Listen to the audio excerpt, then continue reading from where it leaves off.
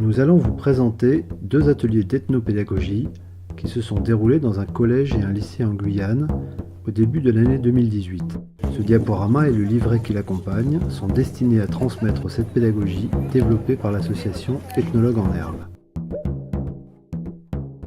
L'association Ethnologues en Herbe a été créée à Paris en l'an 2000. Elle rassemble des ethnologues et des étudiants en ethnologie qui forment des élèves des écoles primaires, collèges et lycées à l'enquête de terrain. Le site ethnoclick.net présente toutes les activités de l'association. L'enquête de terrain, aussi appelée ethnographie, est la méthode utilisée par les ethnologues.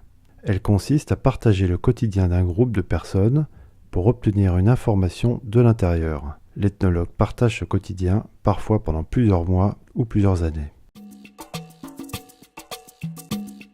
L'association Ethnologues en Herbe a choisi de transmettre l'expérience et la méthode de l'enquête de terrain aux élèves, plutôt que de diffuser les connaissances de l'ethnologie. Former les jeunes à l'enquête de terrain ou ethnographie, c'est leur apprendre à décrypter le monde qui les entoure, à en saisir toutes les nuances et la diversité. C'est aussi apprendre à questionner cet univers proche, ne pas le considérer comme acquis, comprendre qu'il y a une histoire et un devenir. Pour les ethnologues en herbe, l'expérience d'un atelier d'ethnopédagogie, c'est celle du décentrement, d'une remise en question de certitudes ou préjugés. C'est aussi un apprentissage de l'écriture du quotidien, comme on peut l'entendre dans le mot ethnographie, et cela par divers supports, carnets, photos, dessins, etc. Les ethnologues en herbe prennent des notes, font des croquis, des photos, des cartographies, enregistrent des entretiens et des vidéos. C'est une position réflexive. Ils posent des questions et se posent des questions. Leurs terrains d'enquête sont le quartier, l'école, le monde professionnel ou de l'apprentissage, les stéréotypes filles-garçons, les préjugés culturels, les patrimoines, etc. Les ateliers d'ethnopédagogie comptent entre 6 et 12 séances entre 2 et 4 heures. Ils sont animés par 2 ethnologues ou des étudiants en ethnologie. Les ateliers sont adaptés au niveau des classes ou autres participants. Tous les élèves mènent une enquête dans le périmètre proche de leur école. Le thème de l'enquête est défini avant avec les enseignants. Mais les modalités sont précisées chemin faisant avec les élèves. Il est précisé dès le début que l'atelier fera l'objet d'une exposition ou de toute autre forme de valorisation sur un support matériel ou virtuel sur le site de l'association ou celui de l'école. En février 2018, les élèves de la classe du CAP Tourisme du collège Grand Mandifou de Maripasoula et ceux de la classe de seconde générale au lycée Félix Eboué de Cayenne mènent l'enquête dans leur ville et leur quartier. Ils sont accompagnés par 2 étudiants en ethnologie de l'université de Cayenne, Maud Alamacher et Marc-Alexandre Tarot, et par la fondatrice de l'association, Chantal Deltendre. Les ateliers se déroulent sur une semaine, pendant le temps scolaire. Ils sont donc préparés en amont avec les enseignants qui y consacrent une partie de leurs heures de cours. Une programmation est définie en concertation avec l'équipe pédagogique. Les séances de 2 à 4 heures se répartissent sur 5 à 7 demi-journées qui alternent les préparations dans la classe et l'enquête de terrain dans le périmètre proche de l'établissement scolaire. Chaque atelier se déroule en 5 étapes. Comprendre les mots-clés et le sens de l'atelier, préparer l'enquête de terrain, réaliser l'enquête de terrain, classer les éléments de l'enquête, préparer l'exposition sur l'enquête. Pour leur premier jour d'atelier, les élèves sont familiarisés avec les notions clés de la discipline. Cette première séance s'appuie sur un dialogue et un jeu de questions-réponses. Pour éviter le discours académique, les ethnologues se présentent et présentent leur métier et leur terrain d'enquête. Pour les élèves, c'est une façon de créer un lien nouveau avec des intervenants qui ne sont pas enseignants. Les ethnologues suscitent sans relâche les questions des élèves et leurs réponses, même tâtonnantes. Cette première étape est aussi l'occasion de présenter le sens de l'atelier.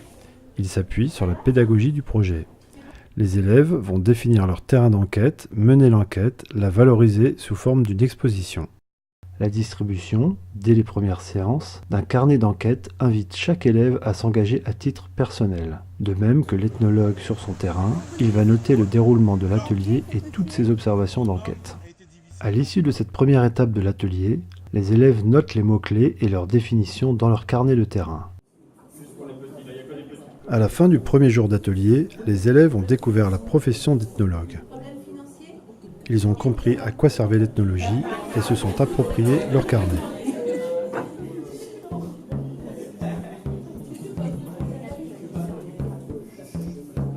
Alors, est-ce que ça vaut le coup d'aller rencontrer Monsieur Némouté, c'est le président du club de football? Oui. Lui, il coordonne les activités sportives. Vous faites du sport dans le quartier? C'est quelque chose qui...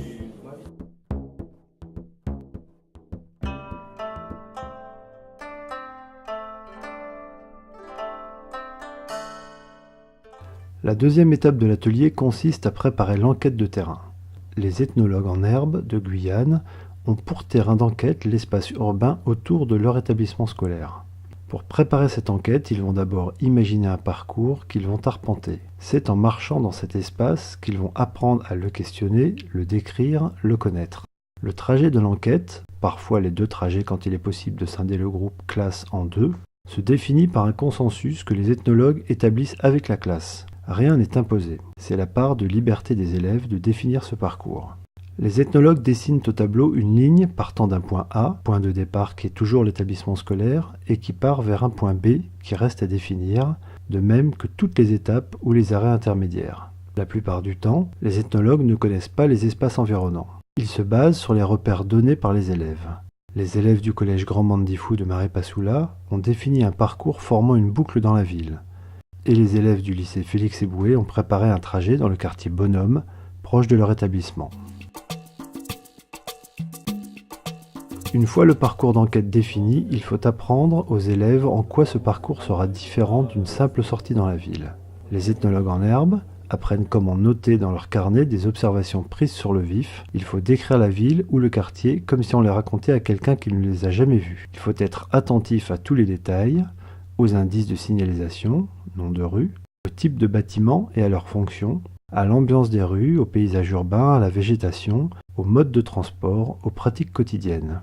Il est souvent proposé de s'arrêter dans un lieu public et en décrire tous les aspects et usages, comme initiation à l'observation participante, une des méthodes de l'enquête de terrain.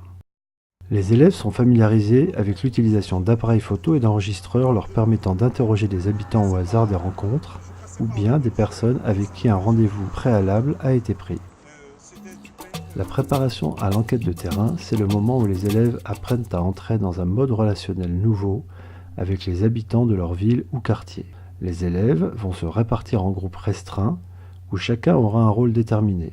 Un ou une élève présente le groupe et son projet d'enquête et enregistre après avoir demandé l'autorisation. 2 élèves posent les questions, 2 autres prennent note des réponses dans leur carnet.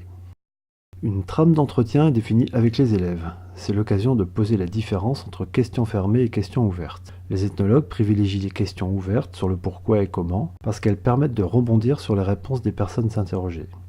Les entretiens proposés par les ethnologues en herbe ne sont pas figés.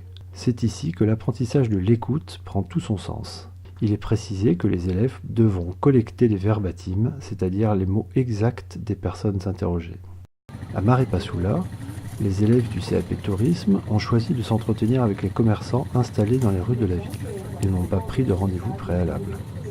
À Cayenne, pour la classe du lycée Félix Eboué, 2 rendez-vous préalables avaient été fixés avec des habitants préconisés par un des étudiants de l'université de Cayenne qui animait.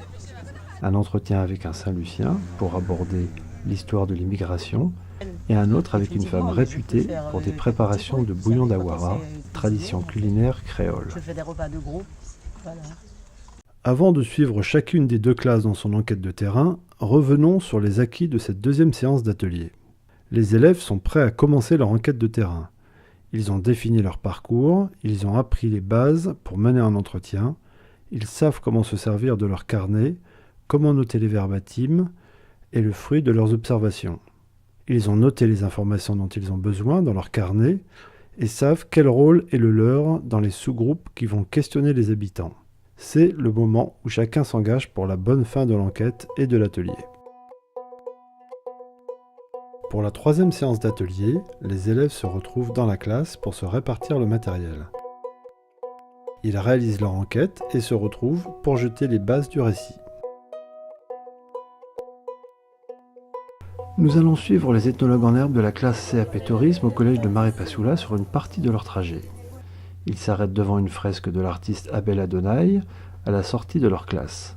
À force de passer devant, ils ne la voyaient plus. Un peu plus loin, ils font halte devant la reproduction d'un Malouana, un ciel de case. C'est l'occasion, pour les élèves Voyana, d'en raconter la riche symbolique. Chaque halte est l'occasion d'un échange. Tout au long des rues du collège, les élèves s'entretiennent avec les commerçants. Ils notent les noms exacts des fruits, légumes, friandises, et s'aperçoivent de l'importance de connaître le nom des choses. Traverser un lieu, c'est l'occasion de raconter une fête, un patrimoine, un rituel. Sur la place des fêtes, les ethnologues en herbe décrivent plusieurs fêtes annuelles. Au débarcadère, ou dégrade du fleuve Maroni, ils notent les polissoirs, traces du patrimoine amérindien. Sous le manguier, où sont taillées les planches en bois de papaye pour les défunts, ils discutent d'un rituel funéraire. Et maintenant, emboîtons le pas aux élèves de seconde générale du lycée Félix Éboué de Cayenne. Dans la rue qui mène au quartier de Bonhomme, tout près de Pascaline, au sud de Cayenne, les ethnologues en herbe discutent longuement avec l'étudiant en ethnobotanique qui les accompagne. Au bout de la rue Grand Tinini, à l'angle de l'avenue des Flamboyants, ils ont rendez-vous avec Monsieur Albert, un habitant d'origine saint-lucienne qui leur parle de son enfance dans le quartier, de la façon dont la ville a évolué, de son métier de soudeur ferronnier et de sa passion pour la musique locale. Dame, j'ai fait Moon Giants. Qui connaît Moon Giants? Vous connaissez pas? Ils poursuivent ensuite leur chemin en notant les différents commerces, dont un où on peut acheter du wassaï, jus à base de fruits de palmier. On est la seconde une seconde européenne du lycée Félix Éboué. Alors, nous venons vous interroger parce que nous sommes en pleine semaine pédagogique. Nous travaillons sur l'ethnologie. Un second rendez-vous est fixé avec Madame Thérèse pour découvrir son histoire et sa recette du bouillon d'Awara. En commençant l'entretien avec Thérèse, les ethnologues en herbe sont confrontés à un problème imprévu. Thérèse refuse de se laisser filmer. Cela fait aussi partie de l'enquête de terrain. Au fil de leur marche et de leur enquête, les ethnologues en herbe collectent une information très diverse sur tous les patrimoines naturels et culturels et ils apprennent à questionner l'histoire du quartier à travers celle de ses habitants. À l'issue de l'enquête, les élèves et les ethnologues se retrouvent dans la classe pour un échange d'impressions.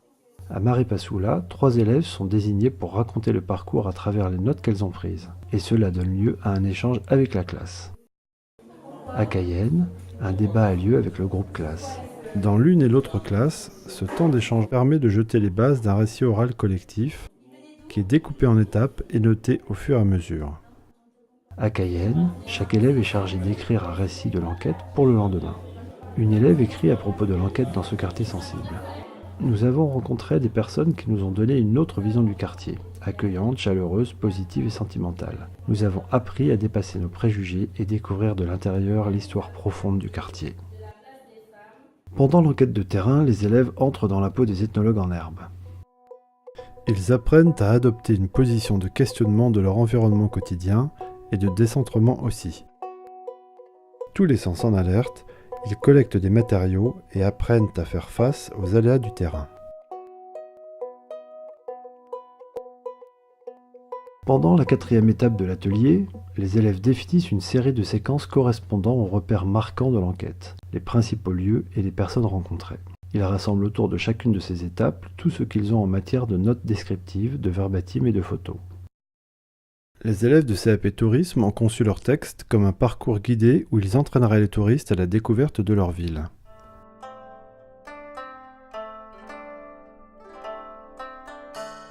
À Cayenne, c'est un récit linéaire qui raconte le parcours d'enquête. Les photos sont triées et classées. Tous ces éléments sont destinés à figurer sur les panneaux d'exposition préparés en dernière séance.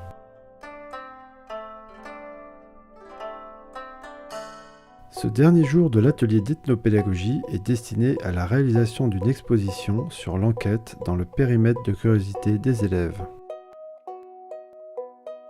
Pour la classe de CAP Tourisme du collège Grand Mandifou, la préparation d'une exposition sur leur propre ville a tout son sens dans leur formation. Aucun de ces jeunes n'est familier d'exposition ou de musée. Ils sont toutefois conscients que dans leur métier à venir, ils auront à présenter leur environnement proche. Les élèves réalisent une exposition qu'ils intitulent « Repères à Marepasoula », composée de 12 panneaux illustrés par leur cartographie, dessins, photos et extraits d'entretien. L'exposition sera présentée au CDI du collège.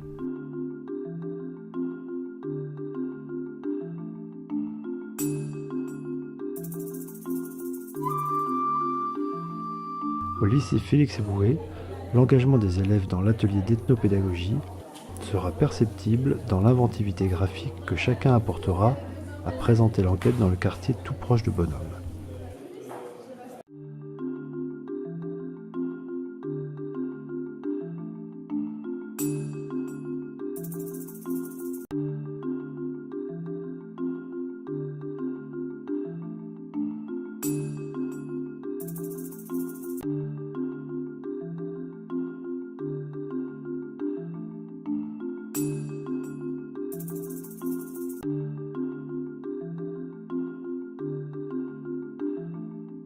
Avant de conclure sur le déroulement des ateliers consacrés aux espaces urbains, nous souhaiterions partager une expérience d'enquête menée à la demande de plusieurs enseignants du lycée Félix Eboué dans une réserve amérindienne située à 1 heure de route de Cayenne.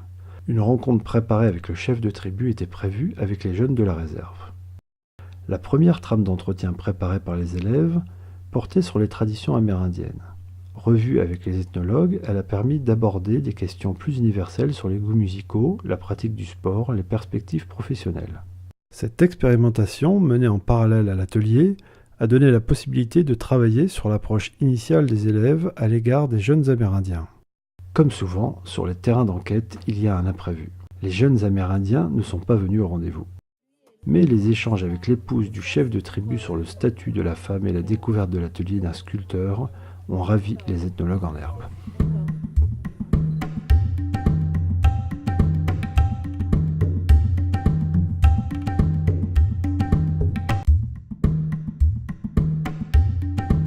Les ateliers d'ethnopédagogie basés sur l'enquête de terrain stimulent de nombreux apprentissages, ainsi que l'acquisition de compétences diverses. Parmi les apprentissages, l'écriture est une des données essentielles de l'ethnographie. La possibilité d'enquêter dans un espace urbain et de recueillir des bribes de récits de vie est riche d'enseignements en histoire et géographie. Tout au long de l'atelier conçu comme un projet en soi, avec le résultat final de l'exposition, les élèves apprennent à s'inscrire dans une dynamique collective. Au-delà des apprentissages, chacun s'engage avec toutes ses capacités d'expression, de dialogue, d'analyse et de création. Ce n'est pas l'élève seul qui est mobilisé, mais sa personne dans ce rôle inédit d'apprenti ethnologue, qui implique une autre façon d'être présent au monde.